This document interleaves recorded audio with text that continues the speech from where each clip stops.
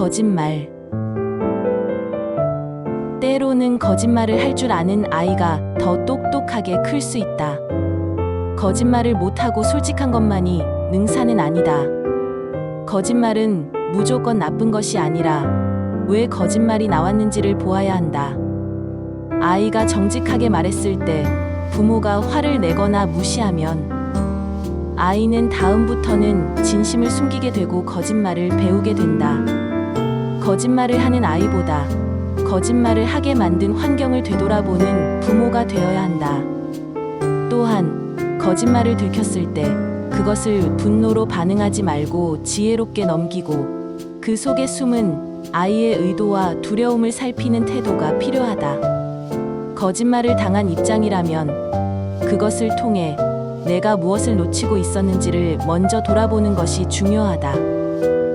실력이 부족했기에 속은 것이고 그걸 탓하기보다는 나를 다시 정비할 기회로 삼는다면 그것이야말로 배운 사람의 태도다.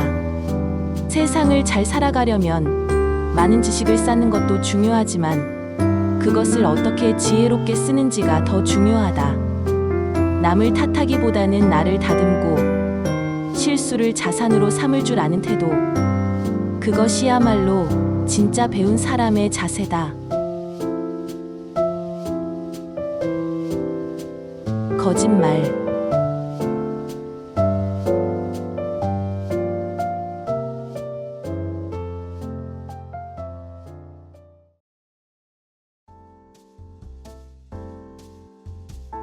실증 잘 낸다. 사람마다 삶의 방식이 다르다. 어떤 이는 하나에 오래 몰두하지 못하고 자주 방향을 바꾼다. 그것은 잘못된 습관 때문일 수도 있지만 원래부터 다양한 것을 경험해야 하는 기질을 가지고 온 사람이다. 그런 사람은 한 가지, 한 우물만 파기보다는 여러 우물을 살펴보며 그 흐름 속에서 삶의 큰 물줄기를 만들어갈 사람이다. 세상을 이끌 리더가 되려면 모든 분야를 깊게 파고드는 것보다 여러 분야를 얕게나마 접하면서 전체를 보는 감각을 키우는 것이 중요하다. 모든 분야에 대해 30% 정도만 알고 있어도 그 조각들이 모여 분별력이라는 큰 지혜를 만든다. 전문가가 70%를 알고 있을 때 나는 30%를 알고 있어야 그 사람을 신뢰할 수 있다. 너무 많이 알면 오히려 상대를 깔보게 되고 그 순간 리더로서의 자격을 잃게 된다. 세상의 모든 길은 결국 하나로 모인다. 겉보기엔 돌아다니는 것 같아도 다양한 경험은 내 안에 큰 분별력을 만들어주는 재료가 된다. 그래서 실증을 잘 낸다고 해서 무조건 게으르다고 판단해서는 안 된다. 그 과정 속에 자기 공부가 있고 물리적인 성장이 일어나며 언젠가는 반드시 큰 역할을 해내는 시점이 온다. 아이들도 마찬가지다. 어떤 아이는 끈기 없이 금세 흥미를 잃지만 눈빛 속에 진지함이 보이고 자꾸 새로운 것을 향해 가려는 성향이 있다면 그건 성장 중인 모습이다. 반면 자꾸 핑계를 대고 책임을 회피하는 아이는 아직 자기 실력을 감추기 위해 허둥대는 상태일 수 있다. 실증 잘 낸다.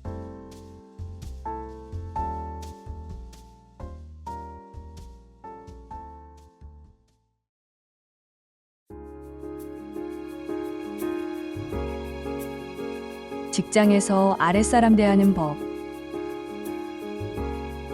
직장에서 윗사람이 아랫사람을 대할 때는 잘해주는 것의 기준을 바로 세워야 합니다. 아무리 좋은 마음으로 다가간다 해도 그 선을 넘으면 오히려 상대를 망치게 되기 때문입니다. 아랫사람은 배우는 입장이며 윗사람은 가르칠 수 있는 위치에 있기 때문에 둘 사이에는 지켜야 할 질서가 있습니다. 이 질서가 흐트러지면 아랫사람은 배움의 기회를 잃고 윗사람은 본래의 역할을 잃게 됩니다. 도움은 따뜻함만으로 되는 것이 아닙니다. 정이 지나치면 오히려 상대의 자립심을 약하게 만들고 의존심을 키우게 됩니다. 결국 상대의 성장 가능성을 가로막고 나중에는 오히려 나를 원망하게 될 수도 있습니다. 진심으로 아끼는 사람일수록 스스로 설 수 있도록 이끌어야 합니다. 상대가 감당해야 할 몫은 절대 대신해 줄 수 없고 해서도 안 됩니다. 어려움 속에서 본인이 스스로 판단하고 이겨낼 수 있도록 기회를 줘야만 진짜 실력이 쌓입니다.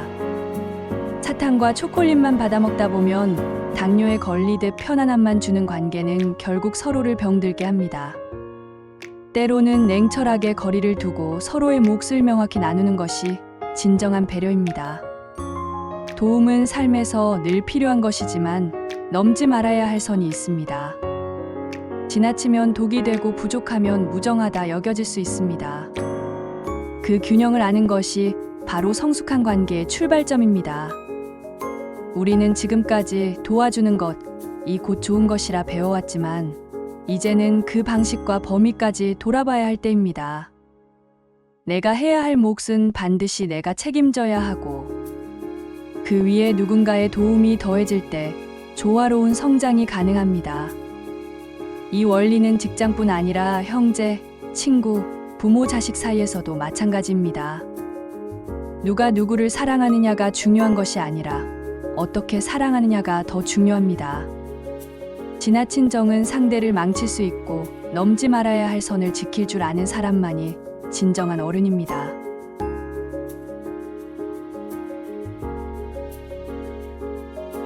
직장에서 아랫사람 대하는 법.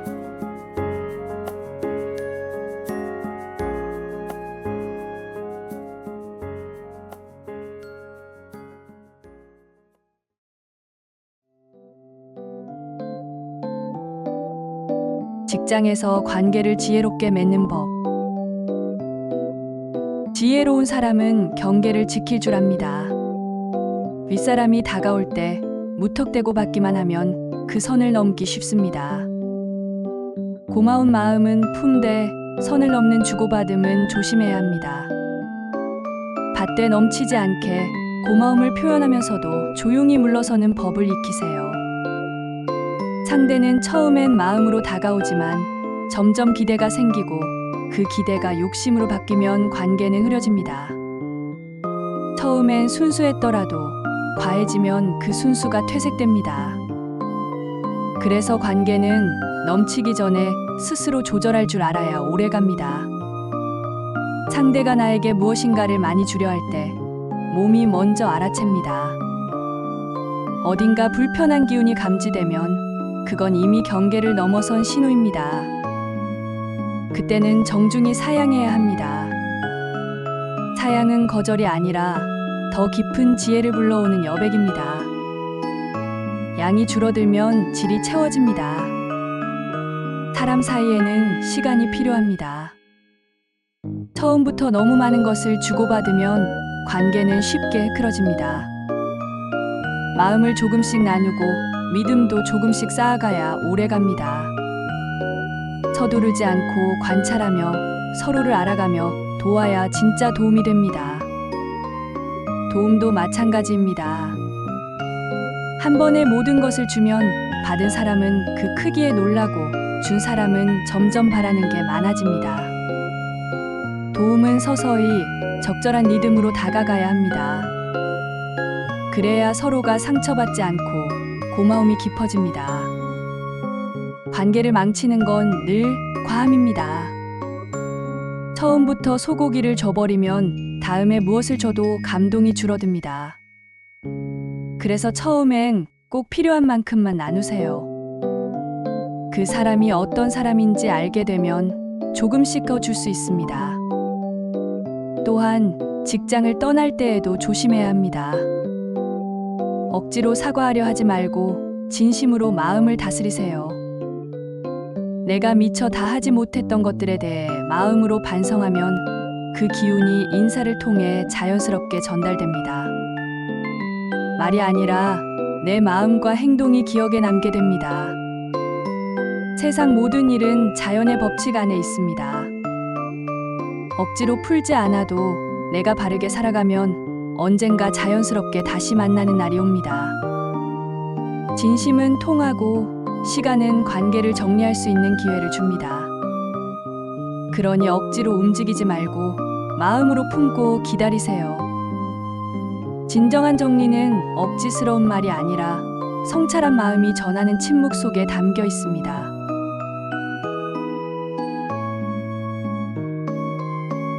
직장에서 관계를 지혜롭게 맺는 법.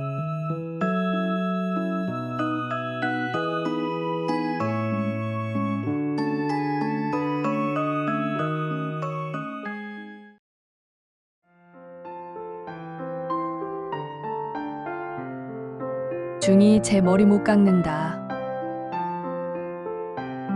옛말에 이런 말이 있지요. 남의 일은 참 잘 보이고 남의 문제는 척척 풀어주면서도 정작 내 일은 제대로 해결하지 못하는 걸 두고 하는 말입니다. 왜 그럴까요? 사람은 태어날 때부터 남을 보며 배우고 남의 문제를 보며 지혜를 얻습니다. 그래서 남의 일은 차분히 보이는데 내 일은 늘 익숙하지 않아 서툴고 답답하기만 합니다. 하지만 여기에 더 깊은 뜻이 숨어 있습니다. 인간은 본래 남을 위해 살도록 만들어진 존재라는 사실입니다. 동물은 자기만을 위해 살지만 사람은 남을 위해 살아야 비로소 사람답게 사는 거지요. 내 것만을 위해 사는 삶은 아직 시작도 하지 않은 삶과 같습니다. 지금 우리는 대부분 나를 위해 사는데 익숙해져 있습니다. 그러니 만족이 없고 허전함이 쌓이고 업은 소멸되지 않은 채 답답하게 흘러가곤 합니다. 그렇지만 시대는 변하고 있습니다. 앞으로의 삶은 남을 위해 사는 삶이 중심이 되는 시대입니다. 그렇다고 남을 위해 산다는 것이 단순히 밥을 주고 옷을 주고 눈앞에 도움만을 주는 것을 뜻하지는 않습니다. 진짜 남을 위한다는 건 상대가 모르는 것을 깨닫게 해주고 더 바른 길을 가도록 이끌어주는 것입니다. 그럴 때 비로소 삶은 보람있고 뜻있는 길이 됩니다. 그리고 놀랍게도 그런 삶에는 돈 걱정이 따라오지 않습니다. 뜻있는 일을 하는 사람에게는 물질이 자연스럽게 따라오기 때문이지요. 가만히 보면 우리가 인터넷에 글을 남기고 영상을 만들고 누군가에게 조언을 건네는 것도 결국 그 본성을 따라가는 과정입니다. 내가 배운 것을 남과 나누지 않으면 답답해서 견딜 수 없으니까요. 그래서 우리는 어디든 그것을 풀어놓습니다. 앞으로의 시대는 주는 시대입니다. 더 이상 모으고 쌓는 시대가 아니라 내가 가진 지식과 경험과 에너지를 기꺼이 내어주는 시대입니다. 그렇게 남을 위해 쓰일 때 우리는 한층 가벼워지고 얽힌 업이 사라지고 더 밝은 길로 나아가게 될 것입니다. 중이 제 머리 못 깎는다. 이 말은 단순한 속담이 아닙니다. 자기 문제는 서툴더라도 남을 위해 살아가는 그 순간 내 삶은 이미 채워지고 있음을 알려주는 지혜의 말입니다. 사람은 나를 위해 살 때가 아니라 남을 위해 살 때 비로소 진짜 삶을 시작합니다.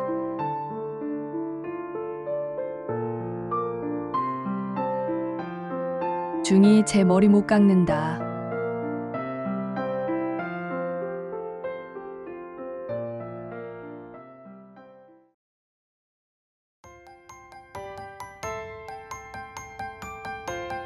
유난히 남의 허물이 잘 보인다. 어느 순간부터 상대의 허물이 유난히 잘 보이기 시작했다면 그것은 당신이 더 나은 기운을 가진 사람이라는 겁니다. 하지만 그 허물을 지적하거나 고쳐주려는 생각이 앞선다면 오히려 자신의 성장을 가로막게 됩니다. 남의 모순이 눈에 들어오는 것은 나에게 그만큼의 분별력과 수준이 있다는 뜻입니다. 하지만 그 차이를 말로 바로잡으려 하기보다는 먼저 침묵 속에서 자신을 살피고 상대를 이해할 수 있을 만큼의 깊이를 쌓는 것이 먼저입니다. 위에서 아래를 보는 눈이 생겼을 때 그것을 곧장 밖으로 드러내면 오히려 낮은 삶에 갇히게 됩니다. 말로 바로잡기보다는 마음속으로 깊이 들여다보며 겸손히 공부의 재료로 삼아야 합니다. 성장해야 할 사람은 남의 모순을 통해 자신의 공부를 쌓아갑니다. 그 과정에서 입을 닫고 피눈물을 삼키며 1년, 3년, 7년을 참고 나면 마침내 그 상대가 먼저 다가와 묻게 됩니다. 그때 비로소 바르게 이끌 수 있는 자격이 생기고 그 말에는 힘이 실립니다. 당신이 본래 더 크게 살아야 할 사람이라면 평범한 환경 속에서 유난히 답답함을 느낄 수밖에 없습니다. 하지만 그런 환경조차 당신의 성장을 위한 밑거름입니다. 그 답답함을 이겨내고 나면 오히려 남들을 살릴 수 있는 힘이 생깁니다. 남의 모순이 잘 보이는 이유는 당신이 그만큼 큰 사람으로 자라야 하기 때문입니다. 그 모순을 품고 견디며 나를 갈고 닦아야 세상에 기여할 수 있는 진짜 실력이 만들어집니다. 성장이란 보이는 것을 말로 바꾸는 일이 아니라 말없이 삶으로 가르칠 수 있을 만큼 깊어지는 일입니다. 그렇게 될 때 말하지 않아도 존경받고 이끌지 않아도 따라오며 당신의 삶 자체가 세상의 등불이 됩니다. 이러한 맥락을 이해하면 저 사람 왜 저러지? 라는 생각조차도 나를 다듬는 기회가 됩니다. 말보다 더 깊은 울림은 내면의 성찰에서 나옵니다.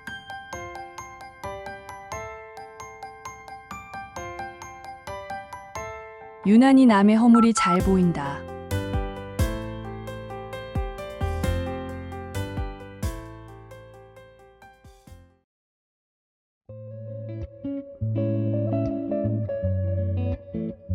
상대에게 무언가 말해주고 싶은데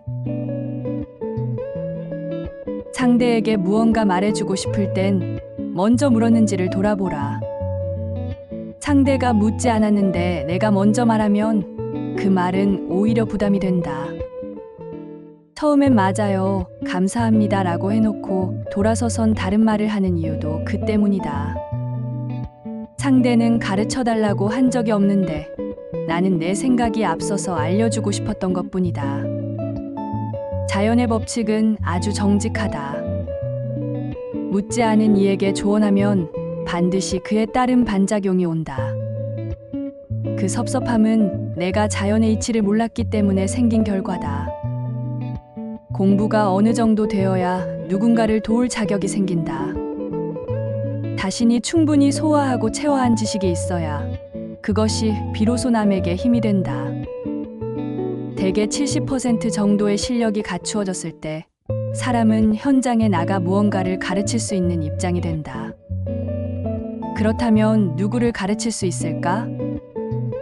아직 많이 부족한 사람들, 나보다 한참 뒤에 있는 사람들이다. 그들은 내게 배움을 청하고 그 배움에 진심으로 고마워한다. 그러나 나보다 높은 곳에 있거나 아직 나를 주시하는 사람들은 내 말에 귀 기울이지 않는다. 그들에게는 아직 내가 줄 수 있는 것이 익지 않은 상태일 수 있다.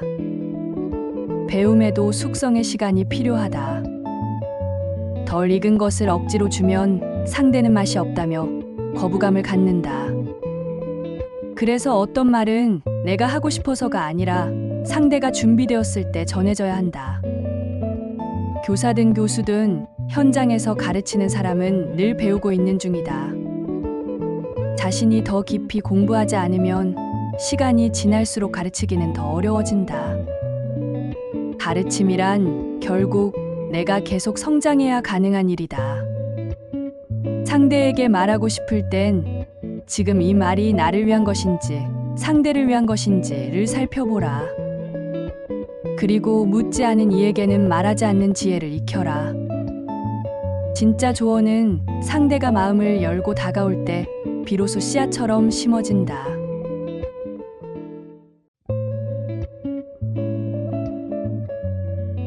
상대에게 무언가 말해주고 싶은데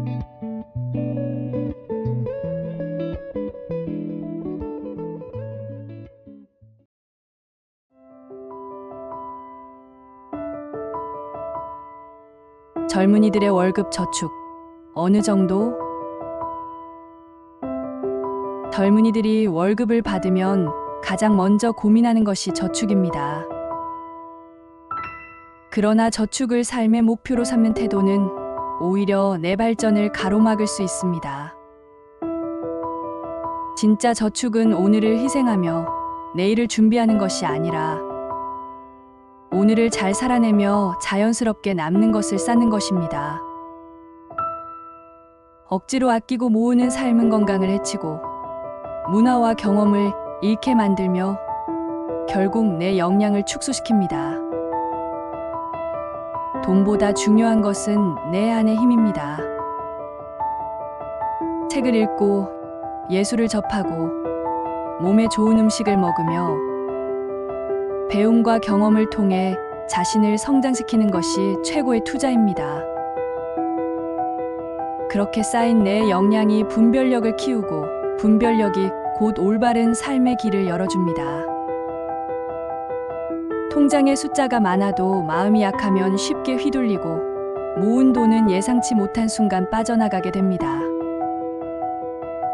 반대로 내 안이 건강하고 중심이 잡혀 있으면 돈은 자연스럽게 따라오고 삶은 흘러갑니다. 집을 마련하기 위해 젊을 때부터 억지로 모으는 것도 바람직하지 않습니다. 환경이 갖추어지면 자연스럽게 집도 생기고 기반도 마련됩니다.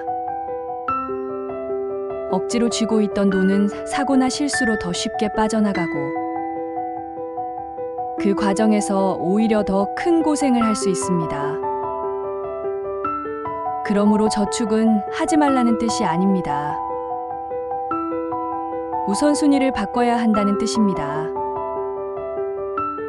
나라는 상품을 가꾸고 나를 사회에 꼭 필요한 존재로 만드는 데 쓰는 것이 진짜 저축입니다.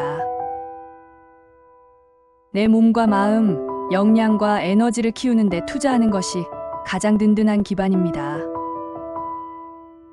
숫자만 바라보며 사는 인생은 결국 외롭고 허무합니다. 이제는 사고를 전환해야 할 때입니다. 돈을 모으기 위해 사는 것이 아니라 내가 가치 있는 존재가 되기 위해 하루하루를 살아야 합니다. 그 과정에서 자연스럽게 여유가 생기고 그것이 진정한 비축이 됩니다.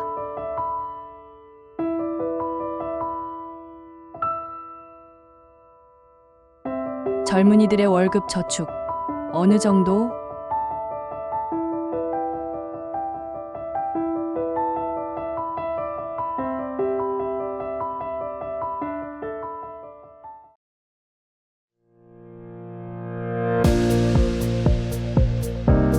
젊은이들의 월급 저축 공돈이 생기면 뜻밖의 돈이 들어오는 경우에도 사실은 모두 내 삶의 흐름 속에서 이미 계산된 몫입니다. 월급처럼 성과급도 단순한 보상이 아니라 부족했던 부분을 메워주거나 더한 노력을 분배하는 과정일 뿐 공돈이라는 것은 없습니다. 그런데 사람들은 이런 돈을 받으면 들뜨기 쉽습니다. 하지만 기분에 휩쓸려 써버리면 결국 후회로 돌아옵니다. 옛 어른들이 말한 있는 듯 없는 듯 살아라, 좋은 일이 있어도 들뜨지 마라 는 말은 겸손이 아니라 삶의 균형을 지키는 지혜입니다. 복권처럼 갑작스러운 큰 돈은 오히려 인생을 무너뜨리기 쉽습니다. 그릇이 준비되지 않은 상태에서 큰 돈을 만나면 마음이 흔들리고 삶이 흐트러집니다. 돈은 일한 만큼 감당할 수 있는 만큼 오는 것이 바른 순리입니다.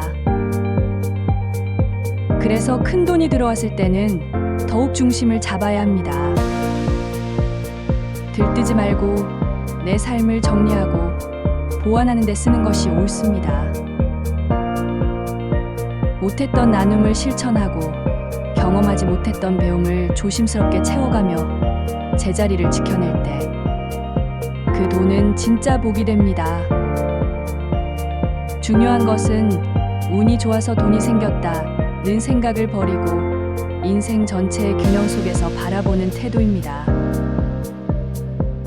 돈은 우연히 들어오는 것이 아니라 나의 책임과 그릇에 맞게 오는 것이며 그것은 나를 시험하고 성장시키는 기회가 될 수 있습니다. 복권에 기대지 말고 내 그릇만큼 살아가는 것이 가장 큰 복입니다. 들뜨지 않고 중심을 잡으며 꾸준히 내 삶을 일구어갈 때 진짜 부와 행복이 따라옵니다.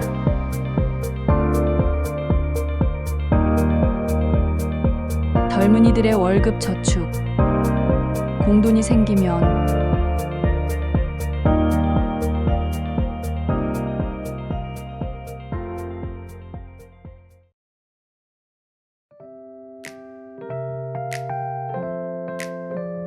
젊은이들의 월급 저축, 주식 투자. 요즘 많은 사람들이 펀드나 주식 투자에 관심을 갖습니다. 그러나 단순히 돈벌이 수단으로 접근하면 결국 실패할 수밖에 없습니다. 기업을 선택할 때는 그 회사가 실제로 성장할 수 있는지, 내가 동업자처럼 기여할 수 있는지를 먼저 살펴야 합니다. 투자의 본질은 내가 아는 분야의 우량 기업을 찾아 함께 성장하려는 자세에서 시작됩니다. 이때 쓰는 돈은 반드시 여유 자금의 일부여야 하며 전체 자금을 걸어서는 안 됩니다. 욕심은 투자에서 가장 큰 적입니다. 운이 따라줄 때도 있지만 욕심이 들어서는 순간 모든 균형이 무너집니다. 투자란 내 삶을 지탱하는 본업을 해치지 않는 선에서 기업을 돕고 세상을 이롭게 하는 방향으로 이루어져야 합니다. 수익만 바라보는 투기적 접근은 결국 무너집니다. 그러나 실제로 도움이 필요한 기업에 여유 자금을 투자한다면 그 기업이 살아나면서 나 또한 함께 성장할 수 있습니다. 주식과 재테크는 삶을 위한 도구일 뿐 삶의 주인이 될 수는 없습니다. 중심을 잃지 않고 바른 마음과 바른 판단으로 접근할 때에만 올바른 투자를 할 수 있습니다.